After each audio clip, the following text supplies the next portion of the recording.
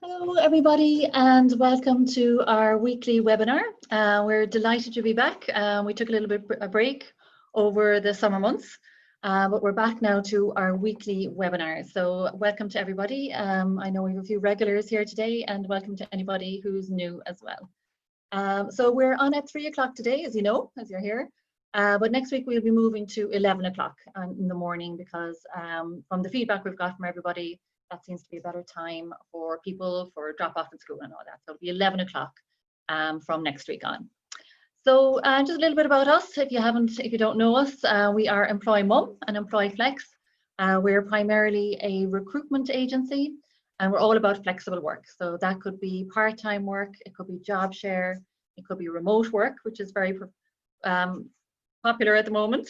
It could be compressed hours, annualized hours, or a mix of all the above. So that's what we are specialists in. And we also offer training and coaching. And we are doing these webinars for free as a service to our candidates as well. So we're on all social media channels. So if you'd like to give us a like or a follow, we'd be absolutely thrilled. So as we do this pro bono, that'll be a little bit of giving back to us. So we'd be delighted if you give us a shout out there on any of our social media channels. That'd be great. So today we're delighted to have Orla Berkery from DragonFly Coaching along with us today. And thank you so much for your time, Orla. Orla is doing this pro bono as well. And we know everybody's time is precious. So a big thank you to Orla for this today. So a little bit about Orla. Orla is the owner of DragonFly Coaching and Career Services. So she's been in the business for over 20 years and has experience in multinationals and multi-sectoral experience in strategic human resource management, executive coaching, and career management. So she's very, very well versed in HR, and also she has recruited over 300 candidates from junior management to senior director level. So what makes Orla even more interesting is that she had a completely different career when she was living in England, and she ran a company called 11 Tree Nannies, which is a placement service for nannies and maternity nurses. So she brings to this, I suppose, her experience of running a business and also, pivoting completely in her career and changing from one career to another, which is very interesting, I always find. And obviously she had to draw on her growth mindset for this. So that is what we're talking about here today, is the importance of cultivating a growth mindset. So I personally am really interested in this. I think it is a topic that is very relevant for the times that we're living in. We really do have to dig deep, I think, and for our in our resilience, and our growth. And I'm really looking forward to what Orla has to say today. So I'm going to leave it over to Orla, and just a little bit of housekeeping. If you want to ask any questions, we'll let Orla run through her presentation. And if you have any questions, just pop them into the question answers function, which you'll see at the bottom of your screen there if you hover over the bottom of your screen. So you can just pop your questions in there and Orla will answer them then at the end of the presentation. Okay, so without further ado, over to you, Orla. Thank you, Karen. Thanks so much for such a lovely introduction. And I'm really happy to be here today to talk to you all about the benefits of cultivating a growth mindset. Before I jump into the presentation, though, I thought I'd just extend a little bit more about myself and tell you about how I came into the business that I'm in. So unusually, I'm going to start in the middle. In 2011, we returned as a family from the UK, where we had been living for a number of years, and we relocated to Cork. So at that stage, I stepped out of the paid workforce and into self-employment. So I started working in career coaching, career consultancy, and most of my clients that came to me were women. So what I found was that a lot of the same themes were coming up around the challenges that women experience in finding work or within the workplace. So in 2018, I bit the bullet and I set up DragonFly Coaching. So DragonFly Coaching is a specific business that is formed around women. What we do is we support women in their careers at all stages, either in the workforce or trying to re-engage with the workforce, and in fact, when they are kind of climbing the corporate ladder. So we do this through a number of programs that we have in terms of female leadership development program, new parent coaching, so parents returning to work after having babies. It can be a very difficult time for some people, and just getting that integration right so that you stay in your job and you maintain your career. We also work with businesses on developing diversity and inclusion initiatives around unconscious bias, and we help them create more inclusive teams. So as Karen said, I spent a number of years in the corporate world working in HR and talent management. And what I discovered when working within organizations is it's very hard to predict from the outset what differentiates one candidate from another on paper. And I got really curious because some people seem to just progress and always seem to get that career move up, whilst others just don't seem to thrive. And it really got me thinking, what is the correlation between our mindset and our success? As I mentioned, I have a particular interest in women in the workforce, so much so that I wrote my thesis on it. So not only did I discover that the workforce is a very different place for women in terms of what it's like to work there, but also in how women view it. Again, I look at this from the mindset perspective. And just finally, to finish up, I am the parent of 3 children. So I have learned the value of cultivating that growth mindset when it comes to managing maybe 2 careers in the home, integrating work and life, and managing your career after a career break. So I'm really delighted to be here today and to be talking to you about the value of cultivating that growth mindset, and hopefully giving you an appreciation of how you might develop a more positive and growth mindset when it comes to your job search or maybe changing in your role. So I'm going to just share my screen now with you and just begin our presentation.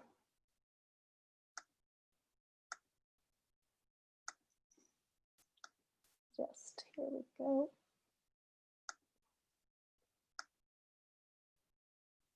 Just bear with me 2 seconds. Get all the, here we go. So as I said, today we're going to talk about the value of cultivating a growth mindset, and in particular, where you find yourself right now. So you might be searching for a job, you might be pivoting in your job, or you might be changing direction or taking that step up into a more senior role. So by taking a look at our mindset and what it's all about, you'll hopefully be able to identify some of the characteristics in yourself and see what you could possibly do more of and how to develop that growth mindset. I'm also going to talk about the value of the growth mindset in the world of work. And as Karen mentioned, the world of work has completely changed. Job searching, the types of workplaces that we work in, and what that means for us in how we do our job and where we do our job. And then I think I'm going to just touch on specifically looking at gender in the workplace, and we will finally end with some tools to hopefully help you expand your mindset. So why mindset? Why mindset, and why is it so important? And where does it come from? Well, the whole concept of mindset comes from Dr. Carol Dweck, who some of you may be familiar with and have come across her work in the past.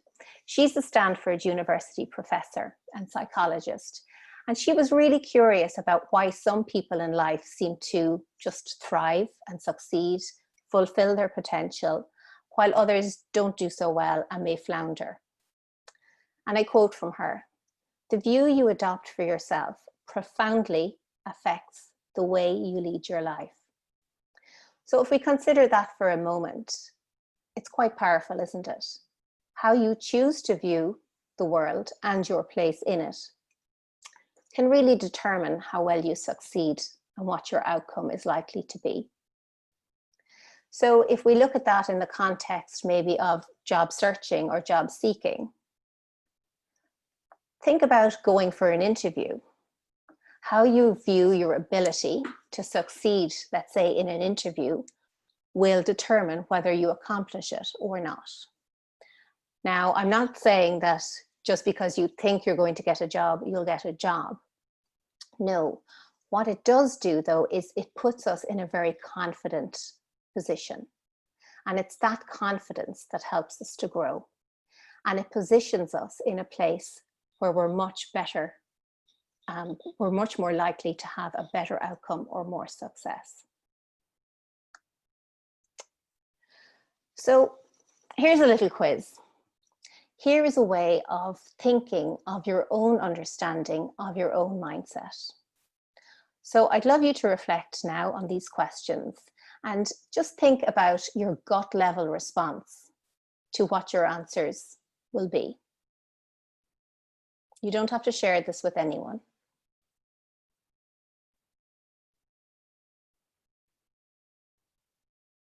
So your answers to these questions will give you a good insight as to where you are right now with your mindset. It's quite obvious that questions 1 and 2 relate to the fixed mindset, whilst questions 3 and 4 are very much driven to the growth mindset. So again, reflecting on how that might impact you in the context of where you are right now in your career decisions. It's pretty thought-provoking, really.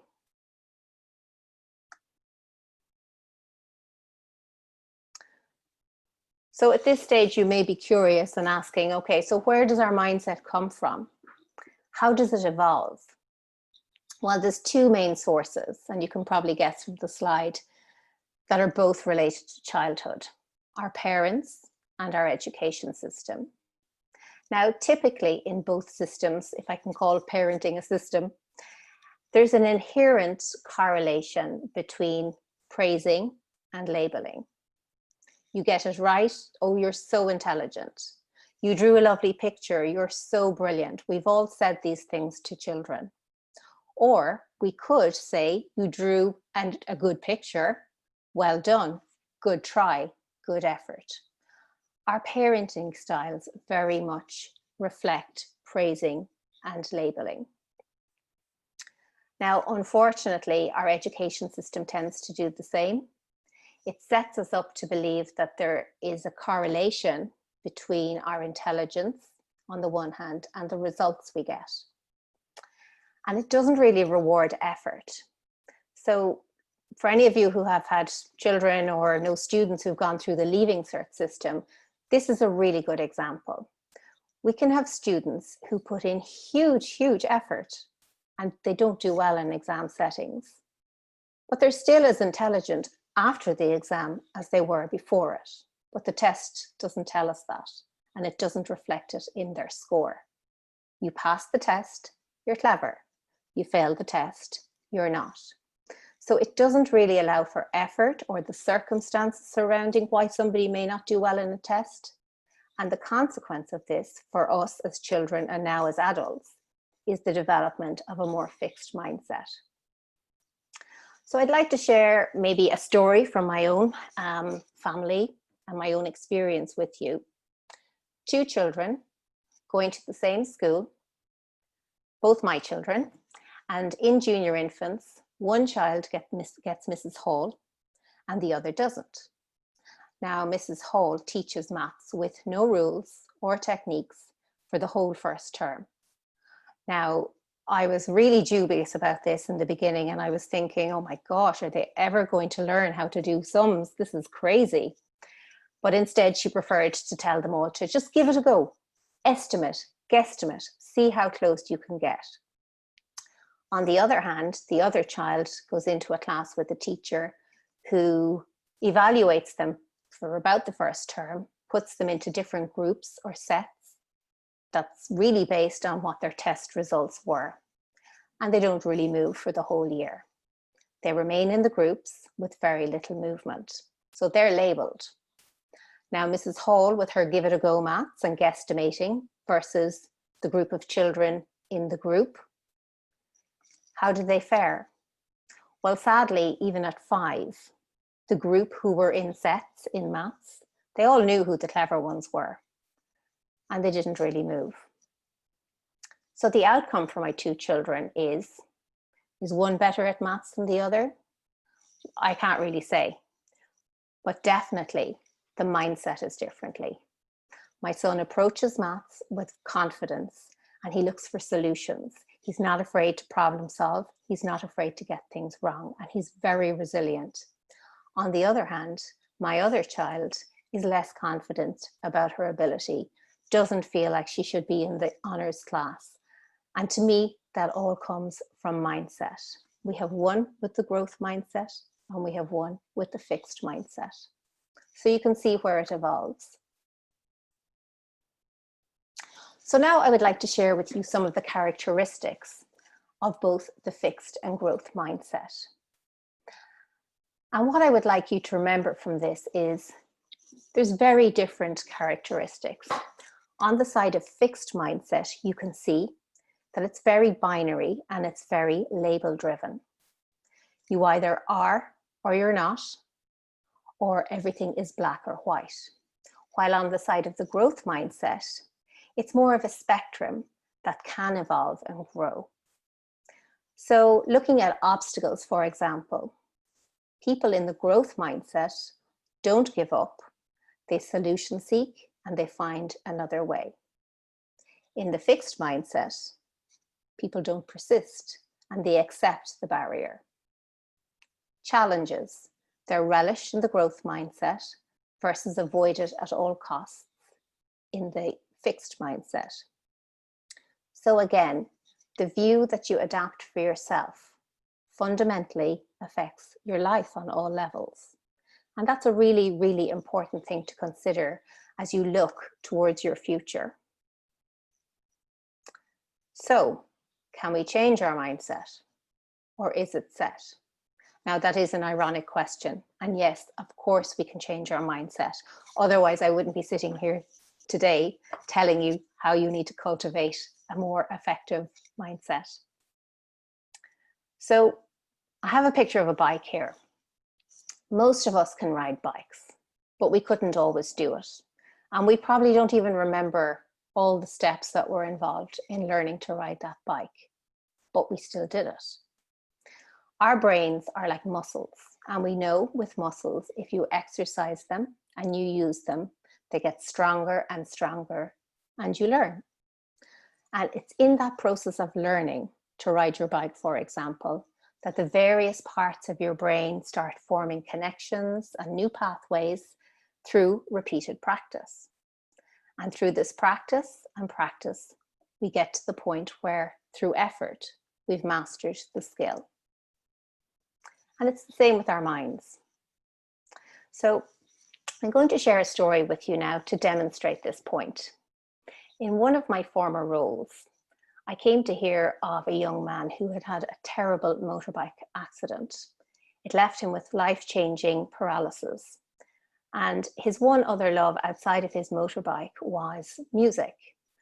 But unfortunately, due to his paralysis, he could no longer play his drums, play his guitar, or make music. But through perseverance and with assistive technology, this young man, although he was paralyzed from the neck down, he began to slowly make music again. So how did he do it? He did it through his eyes and through assistive technology. And by simply focusing on the notes in a particular given order, he could make music. He retrained his brain, growth mindset, brain muscle. It's pretty fascinating to think what the brain can do. Now, up until kind of the mid-90s, science actually believed that what happens to you in childhood in terms of your brain development is pretty fixed. So you can develop to a certain point, and after that, the adult brain doesn't really grow or evolve. Then along came neuroscience and grey matter and neuroplasticity. And we discovered actually the brain is always making new pathways. That's why we have lifelong learning. That's why we can learn new skills. We can always learn and grow as we age. And we can, of course, develop a more growth mindset. So before we move from the first part of the webinar to the second, I just want to kind of have a recap, because I'm aware I've covered quite a bit in this part. We looked at the two different mindsets, the work of Carol Dweck, and how our mindset develops in childhood. We contemplated questions on our own mindset and what that might look like for you individually, and we considered the different beliefs that we may hold around the fixed versus the growth mindset. And we also touched on how our brains have an amazing ability to learn and grow. So moving along to where some of you are today, and really it's in the context of job searching and job changing. So some of you may be thinking of re-engaging with work for the first time in a long time. You may be taking that next step up, or going to put yourself forward for a more senior role. So I think it's important to consider what kind of workplaces that you're likely to be going into. Where might you be doing your job? Where might you be carrying out your role? And who might be your colleagues? We're also going to look at the value of a growth mindset for women. And then we're going to look at some tools and steps to help you cultivate the growth mindset. So the world of work, as we know, continues to evolve and change.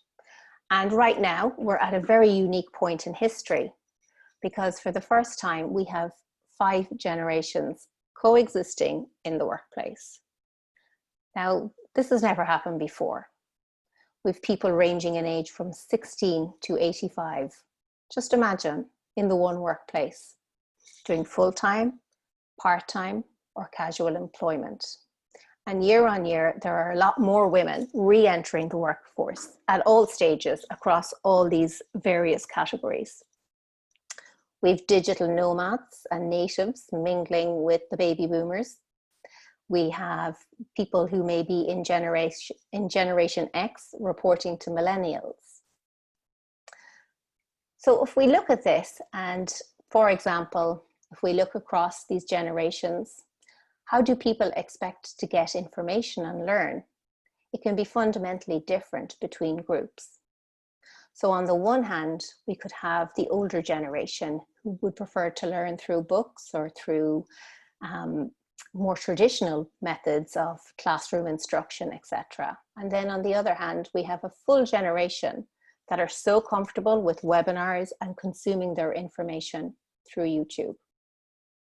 We've one generation who may look at reward and recognition and say, okay, that's a performance management system. And then we have another generation who expect instant feedback and timely feedback in real time. So you can see on the one hand, we have huge diversity in our workforce and our workplaces. And on the other, this can present us with some new challenges. And the challenges that it throws up for us as job seekers is that we need to meet it with adaptability and flexibility.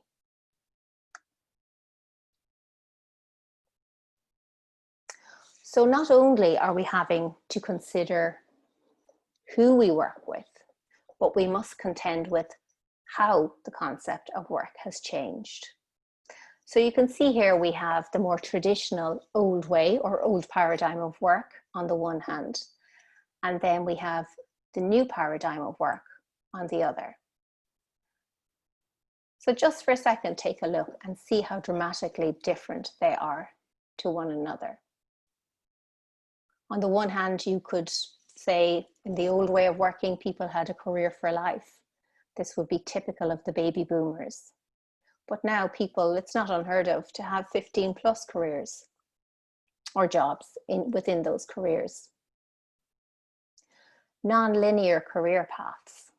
Now, this one in particular is especially relevant for women, because as women, we tend to ramp on and ramp off throughout our careers in line with maybe having families or having caring responsibilities for our parents or elderly people. And it really is assuming traditional gender roles. So what does this mean for you, the job seeker?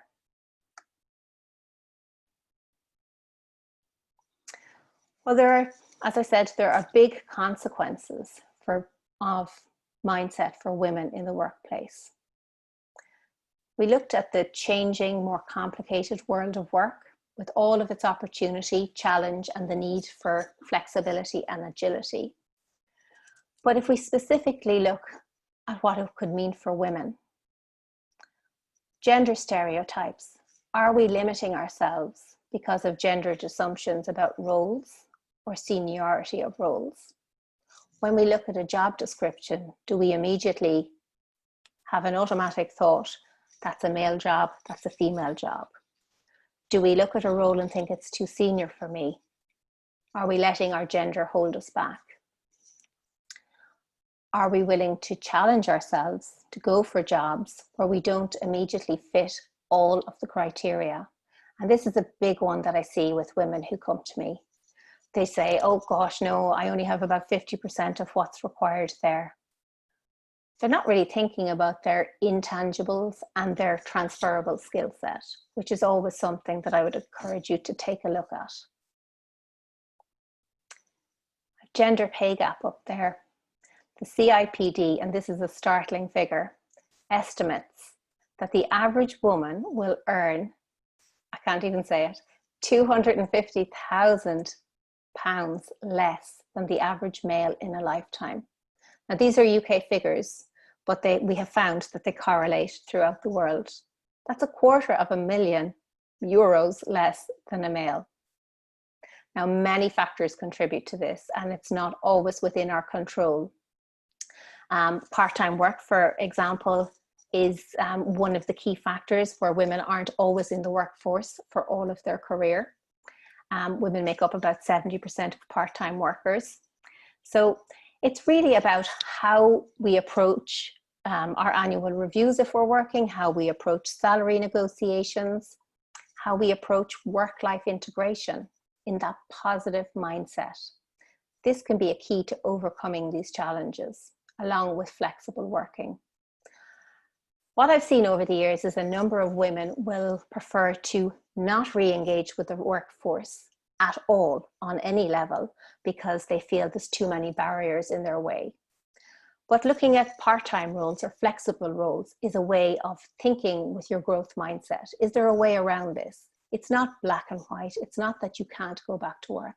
It's just maybe this type of work isn't suitable for you. And that's where people like Karen and her team come in. Self-belief and confidence, another huge issue for women. Men are more often appointed on their potential, and women are more likely to be appointed on their performance. So what this actually means is that women have to wait longer and longer to be appointed to more senior roles. How can we take more control of this? Well, one thing we can do is choose a more challenging path. It's very, very good for us, and it's very, very good for the organizations that we work for. I'm always talking about diversity, and diversity is not only good for you, it's good for teams, and it's good for organizations. It makes companies more successful, but what it does is it also creates role models for the younger generation that is coming behind you.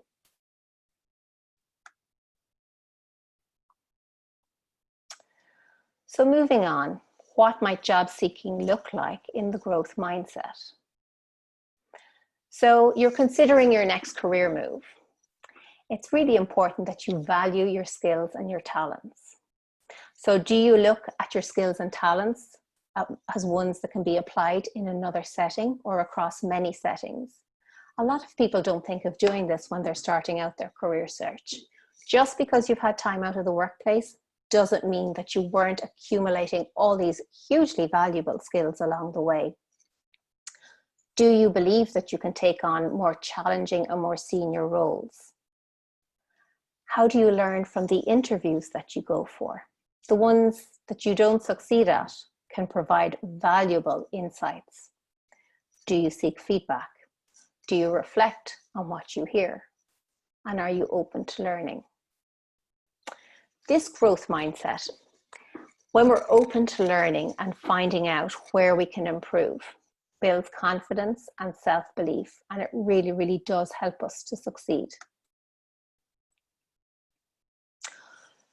So this is Michael Jordan, and he is one of the best examples of the growth mindset. He's probably the greatest basketball player of all time. He's phenomenal on the basketball court. He's a wonderful combination of talent, skill, ability, but he also has a competitive desire and an appetite to learn. Now, he hasn't always had it easy, but yet he's still renowned as being the best. He got dropped from his high school basketball team because he wasn't tall enough at one stage and he was too skinny. Now, nature stepped in and he grew to 6'3", and then he began his path to superstardom. But it still wasn't all plain sailing for him. It never is. So when Michael Jordan has been asked about what made him so good, he points out that he missed 9,000 shots in his entire career. He lost 300 games, and get this, 26 times he missed the winning shot. So imagine living with that. However, he says, "This is why I succeed." He has framed his setbacks as a motivation to do better. And we can learn from this and we can do the same. For me, this is a hugely valuable example of the powerful role that your mind can actually play in your own success. So your task as a job seeker is to find a meaningful, challenging role, and your mindset is instrumental in preparing you for this.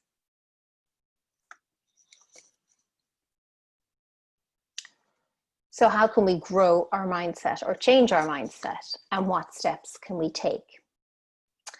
So I'm going to try and share a video with you right now of Dr. Dweck, Carol Dweck. And this was an interview that was recorded, I believe, at Google. And she speaks here about how we can begin to cultivate our growth mindset and what we need to look out for. So I'm keeping my fingers crossed that this plays. Okay. Don't think oh, there we are. Discussion with part of the team here about growth mindset, fixed mindset. It's a great simplified way to think of it, yet people can have both and it's more of a spectrum. Talk a little bit more about how you can have both mindsets at the same time. We're all a mixture. It's true that you can have a fixed mindset in one area and a growth mindset in another area. But and it's true that it's a spectrum, not a dichotomy, but it's really dynamic, even in a given area. Sometimes you're in a fixed mindset. You think, oh, my abilities are fixed. I have to prove them. I have to look smart. I can't show that I'm working too hard. People might not think I'm so smart. And other times we could be more in a growth mindset. So what we have to start doing is looking for what triggers because the fixed mindset holds us back, we have to start looking for what triggers it in all of us, even me. What happens when you're facing a big challenge? Do you worry about, well, I'm going to unmask deficiencies? What happens when there's a setback? Do you think, maybe I'm not good at this? What happens when you're receiving criticism? Do you get angry and defensive? What happens when you see someone who's better at you in what you're good at? Do you feel jealous and resentful, or do you feel inspired? Maybe I can learn from that person. Maybe they can mentor me. So watch out at these trigger moments. See how you're feeling and see if you can get yourself into more of a growth mindset. So Dweck talks here about the importance of noticing our triggers. And I think it's a great time to pay attention to your triggers when you're looking for jobs and you're applying for roles. Try and, bring your attention to what kind of mindset is being triggered here. Are you feeling confident? Are you feeling not confident? And what's leading up to that? And by understanding our triggers, we can begin to cultivate and grow our mindset. So what promotes the growth mindset? So it's really important, as she says, to pay attention to our triggers. We also need to be curious. So asking questions. Have you ever noticed how curious people just keep asking questions? They want more and more knowledge. They're hungry to learn. And this is really important.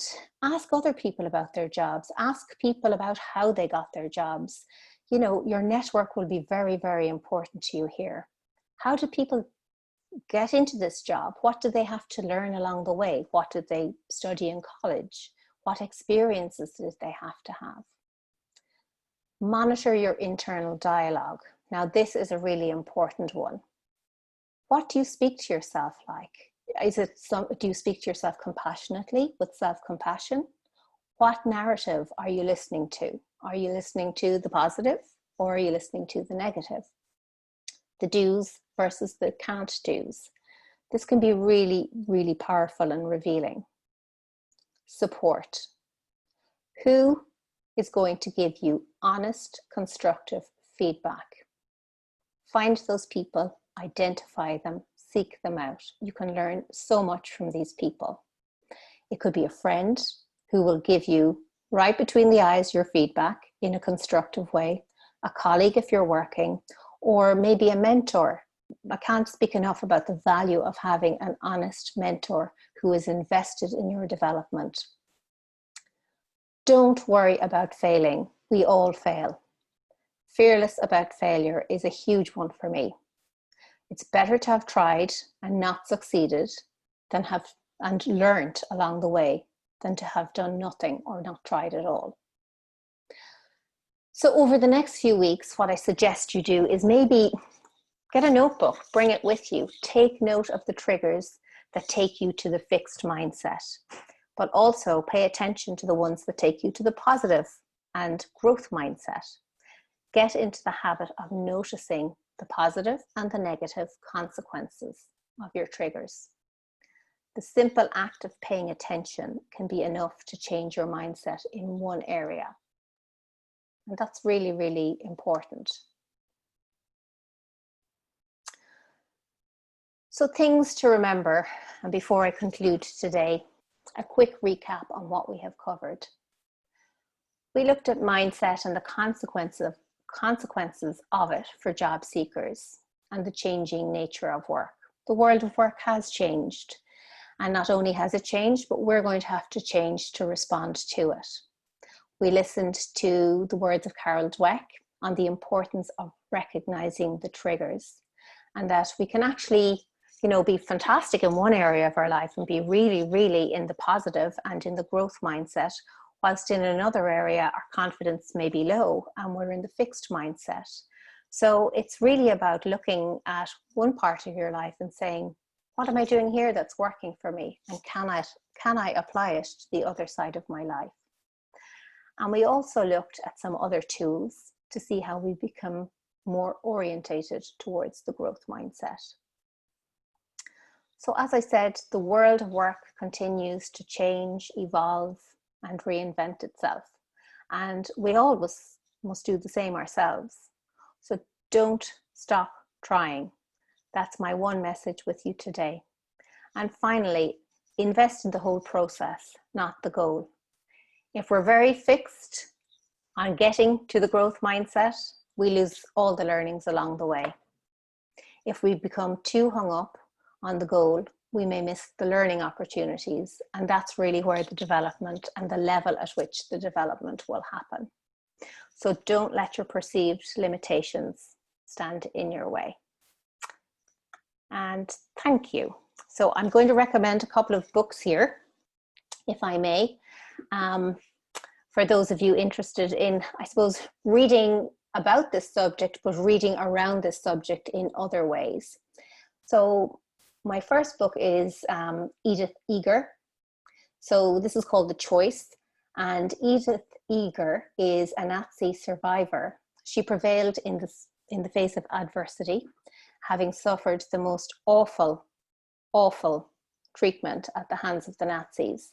So if you want a first-hand story on the ability to cultivate the growth mindset, that's the book for you. Another book that I would recommend is Why Women Don't Ask. So I actually have it here in front of me, and it is one of my little Bibles. So Why Women Don't Ask.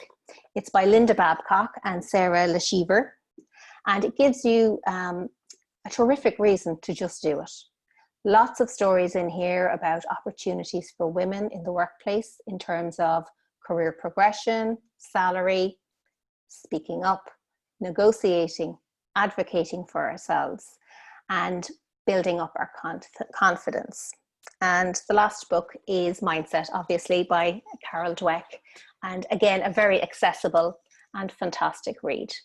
So thank you all for your time today. And I'm happy to take questions now. Super, Orla. Thank you so much for that. That was really, really interesting. I enjoyed every minute of it, actually. I could listen to you all evening. Yeah. Lots and lots of stuff there. If you could just stop sharing your screen there, perfect. Yeah. So yeah, thanks a million for that. It was very, very interesting. Yeah, I loved the bit, you know, the confidence helps us to grow. We see a lot of that here in Employ Mum and Employflex. You know, women contacting us, and their confidence is at an all-time low, I suppose, maybe after being out of work for a few years. Yeah. They're really doubting themselves, even though they could be, you know, hugely accomplished and experienced and skilled, but they just completely lost their mojo, you know. So I think it's really important to develop those habits, as you described at the end, to get back your mojo and to get back the confidence that. Yeah, and I think, Karen, as well, it's about kind of looking and seeing, you know, okay, you may have been out of the workforce for quite a while, but just sit down, think about everything you do in a day. Think about the negotiation you do with small kids, with teachers, with, you know, anybody. Think about, you know, all the other things you do. It's not all about, your skills are never just about, you know, what you've done in your role. And, you know, if you could just sprinkle a little bit of that on people as they come through the door, you know, and just tell them how valuable their skills are. And, you know, that's what an employer wants to see. They want to see resilient, resourceful people. Absolutely, yeah, yeah. And I think what you said there as well towards the end, you know, about having a mentor or a coach to help you to see those. So sometimes very hard to see this yourself, to see these qualities in yourself, you know. And I think particularly Irish people, and even more so particularly Irish women, we're very good at self-sabotaging ourselves and really being too humble, you know. And you know, absolutely, sometimes you have to, you know, leave the modesty at the door and remember all the fantastic things that you have done and that you are, you know, when you're presenting yourself. That's really interesting, because I've worked in the UK and the US, and, you know, you're absolutely dead right. I think as Irish people, you know, maybe it's our education system again, but we're brought up to kind of hope somebody notices how amazing we are. Whereas, you know, once you see other cultures, and the workforce is becoming a lot more diverse, and we're competing with these people, but we're also able to learn from these people. You know, how do they present themselves? You know, when you see somebody who can confidently put themselves out there, you just think, okay, we need a little bit more of that as well. Absolutely, I definitely think so. Yeah, yeah. I also love the bit about the parenting styles. You know, how you can label somebody or praise them. You know, and my children. I was in France for 12 years, and my children started school in France. And they have very much a fixed mindset there. You know, I don't know if you know that song, flowers are red and green leaves are green. That's the way it is. Like, and if you color them another color, it was wrong, you know. Okay. Well, So, not very growth mindset then. no, not at all. And, you know, when you meet French adults, I don't want to bash French people, but you can see that in them, you know, that their first response is normally no to any change or anything different, you know, and they're quite scared of doing anything different, you know. So I think that has definitely come from their culture. I think we're a bit more open in Ireland when it comes to, you know, maybe trying new things. And like you said, your guesstimate teacher for the maths, I think, was great. Yeah. Yes. But it's so Well, important. it didn't feel like that at the time. I was thinking, is he ever going to be able to add anything? You know, what's this guesstimating? You know, because I grew up in the fixed mindset of education in Ireland, and this was a whole new way of thinking for me. But years on, that's the more confident one. And would you have any advice for parents then, like when it comes to instilling that growth mindset in your children, rather than the fixed mindset? You know. I think really, you know, encouraging them, number one, to try new things, because I think, you know, as parents, and I suppose my children are older now, they're in their teens, but now I can look back and say, I didn't want them to experience anything uncomfortable or, you know, to not succeed, but it's allowing them to kind of have those, as I call them, mini failures, where they can say, okay, well, is there another way around that? You know, let's not protect them so much that we stifle their mindset at such a young age. That's one thing. And I think just paying attention to the words that we use around our praise, you know, and, you know, they're coming in from school, they may not be getting everything right in school, and it's just, you know, okay, we'd love them all to get 10 out of 10 maybe on some days, but, you know, well done. What, you know, what have you learned? Kind of just provoking questions in them will really raise that curiosity, which again is where this lives in the growth mindset. It's that curiosity about things. Get them to ask more questions. And I'm sure teachers won't thank me, but get them to challenge things. You know, when they don't think things are right, you know, learn how to speak up for yourself. That way you hone that skill. Absolutely, yeah. Put away the phone first, I suppose. If you can get their head. Of course, put away the phones first, yes. Yeah. And I love this bit as well, that you know, how you speak to yourself is so important. I read somewhere, you know, you should speak to yourself, you know, like you would to a good friend. You know, you'd never say to a good friend the things that you say to yourself, you know. Never. You know, you're always boosting, well, in general, you're boosting your friends up, like, and, you know, encouraging them when they do well. And if they don't do well, it's not a big deal. You encourage them to do better the next time, or, you know. So that is so important as well, I think, how you talk to yourself, you know. And we do beat ourselves up, you know. We could get 99 things right. Again, maybe just a woman thing, but we could get 99 things right on a day, and we'll go to bed thinking of the one thing that you did wrong. We didn't finish. Yeah, absolutely. And, you know, I think a way around that is, number one, it's bringing attention to it first. But then, you know, you can always say to that voice in your head, okay, I heard you. Now I'm going to give you an alternative view here. Have an argument with that voice in your head, you know. That's what I tell people like that. You know, just say, okay, thanks. So you thought I really did a lousy job there. Well, actually, do you know what I was dealing with? You know. Yeah. You know, speak to yourself, as you say, in a more compassionate voice. And, you know, noticing it is the first step. Yeah. Totally agree. I've read The Choice, actually, and I love your choice of books. Oh, thank you. Pardon the pun. It's an amazing read. Really, yeah. I'll definitely be getting the other two. There's one that I would recommend as well. Oh, yeah. Know it. Yeah. You're on my shelf. To your Why Women Don't Ask, I'd say, by the sounds of it. Yeah. But this is very good as well if you're interested in getting. It just gives you 10 habits that keep women from reaching their goals. So that's another good one for the library. So we'll just pop into the questions and see if there's any questions here for you, Orla. Okay. Okay, so lots of thank yous there. Fiona saying thanks very much, it was brilliant. Finding your triggers, both negative and positive, was a great takeaway for me, from Fiona as well. So Victoria says, thanks Orla, I'm re-engaging with work and definitely find that my confidence has plummeted.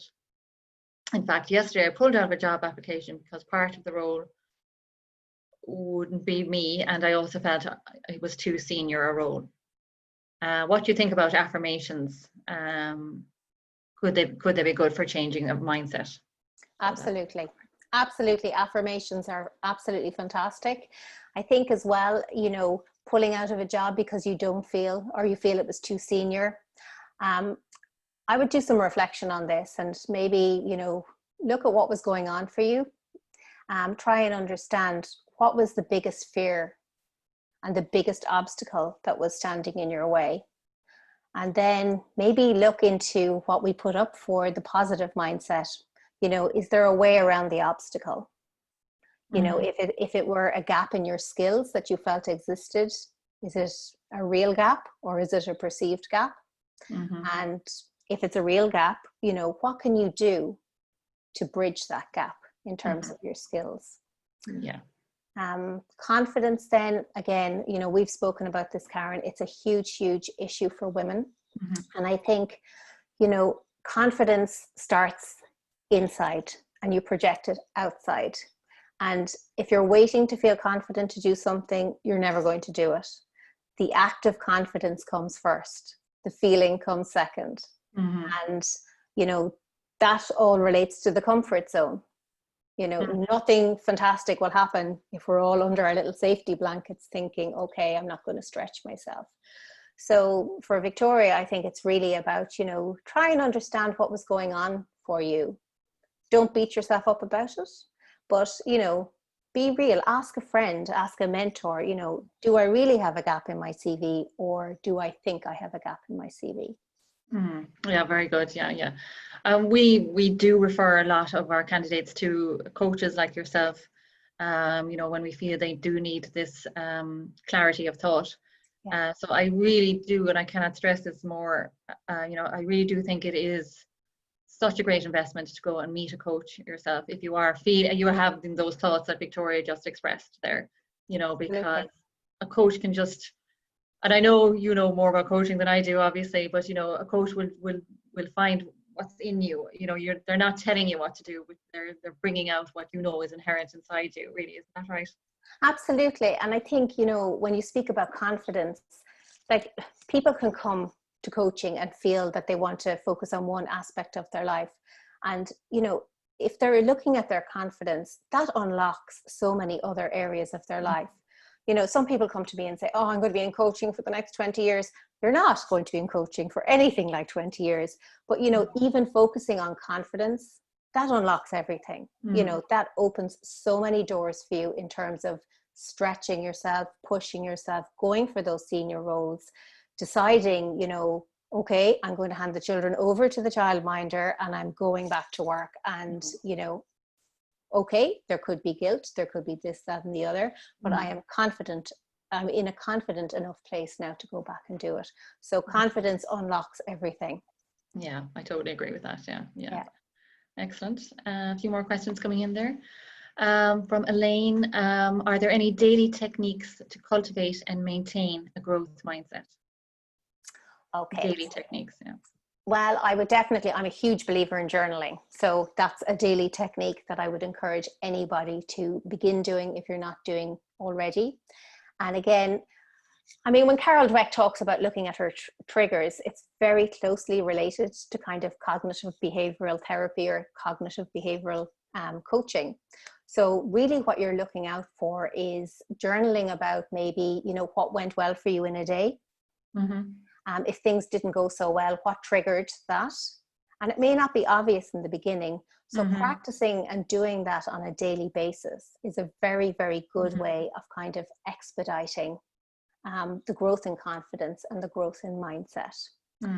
I think as well, just surrounding yourself with people who will help you and encourage you to grow. As I said, you know, having that support network in place, and it's amazing where you'll find a network. You don't have to be working to find a network. You know, there's like-minded people absolutely everywhere. And I think now with COVID and stuff, there's so many meetups online. So maybe getting involved with some kind of mentoring groups or groups online is another good thing that you can do. And just to add to that, when it comes to networking, you know, if there's a network out there that speaks to you, set up your own network. You know, as I said before, I lived in France and there was no network for expats where I was living. And I just really felt the need to speak to other business owners who are not French. And so set up a network and discovered there was loads of other people out there who, you know, really wanted this as well. So, you know, that's just an idea. If there's one out there that actually speaks to you, what you need, you know, just to go out there and set up your own one. Yeah. The confidence to do that, though. Yeah. So yeah, just go back into the questions here. Just keeping an eye on the time. We've got 5 minutes left. So somebody is asking here, you know, when life throws a curveball at you, how do you maintain that growth mindset? Okay, well, I have a lot of experience on this one, I think. You don't get to this stage without having a few curveballs thrown your way. I think it's, again, it's the reframe, isn't it? When something unexpected happens, it's, how can I work around this? And, you mentioned earlier, I set up Lemon Tree Nannies in, gosh, was it 2006, 2007? And I decided I was leaving my paid job and I was going to set up my own business. And I was only a couple of weeks out of paid work when I discovered that I was expecting our third child, which really was a curveball. So I decided I'd carry on regardless. And again, I think about a year and a half in, the financial crash happened. And virtually overnight, my customers literally disappeared. And here I was after pumping all this money into a business, and I had to, learn from it. What could I do? Back into the workplace. And, okay, roll on a number of years. I've taken so many learnings throughout my career and in setting up DragonFly coaching from that one, what would look like on paper, failure or curveball. So it's really about, when you're stuck in the thick of something, zoom out a little bit. Is there another perspective? Is there another way around this? And it's really about kind of building up your resilience to, just prevail in the face of kind of, these challenges that come our way. Again, remembering on the side of the positive mindset, how am I looking at my challenge? I'm going to beat it. I'm going to get around it. It may take, a number of tries to get around it. But really about the reframe, getting support and finding another way. Yeah, I think that's always such valuable advice, for the moment, the times we're living in, and particularly for people who've got small businesses and are really struggling. It's so important to reframe, as you say, and maybe zoom out a bit and get perspective. Yeah. And I think for people who've lost their jobs as well, like we're seeing an awful lot of that with COVID, that can really, back to confidence again, that can be really, really, such a blow to your confidence. Why was I selected for redundancy as opposed to the person sitting beside me? And it's really about going, okay, am I going to use this to define how I feel about myself? Or am I going to, look at everything I've done and see, maybe now is a really good time to, change careers or, apply for those jobs where I can be at home a little bit more, remote working, flexible working, etc. So it's just, I guess, thinking outside the box as well. Yeah, very true. Great. So there's lots of thanks coming through here. Shan is saying thank you so much. Janet is saying thank you. She loves the trigger idea. Great. She always has the fear of failure. Just one more question here. So how do you maintain that mindset when you're job seeking and you keep getting PFOs? Yeah, the old PFOs. It's very, very difficult. I think it's really, it's just about putting some of these tools and techniques into practice. It is very, very difficult, to, I suppose, keep on taking the naps when you're not seeing progress. But however, it's really, really important that you just, you keep plugging away. It will work for you. Is it that you're getting not beyond the interview stage? Is it that you're not getting your CV recognized and put forward?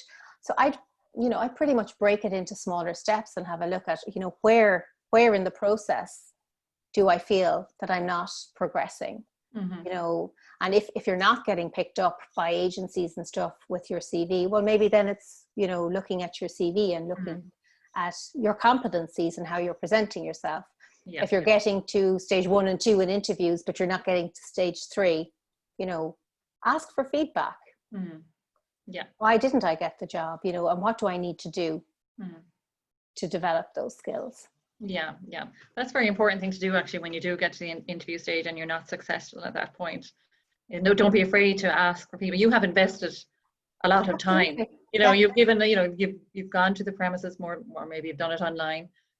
You've given your time and effort. So it's an absolutely reasonable request to ask for feedback. And constructive criticism is always fantastic to get from an interview anyway, you know, and whether even if that is a little bit negative, you know, it's good to know what they think and where you might have undersold yourself in some way.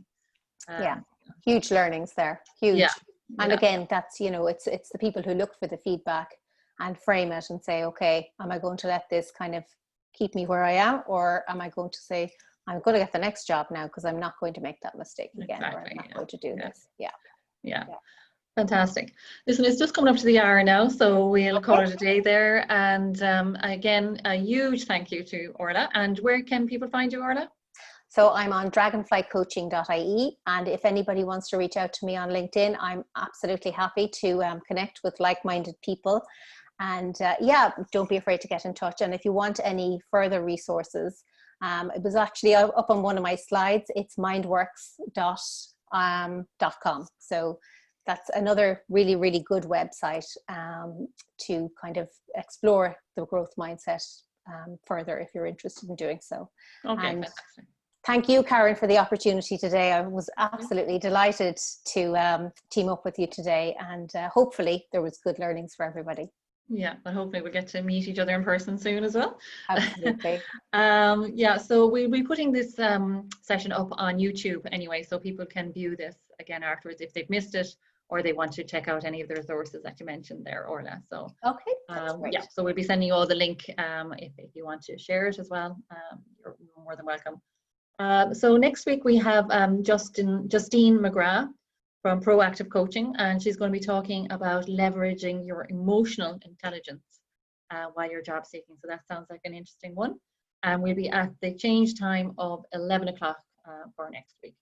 So thanks very much, everybody, for coming. Really enjoyed today's very interesting session with Orla, and we hope to see you again soon. Thanks, Orla. Thank you. Bye. Bye.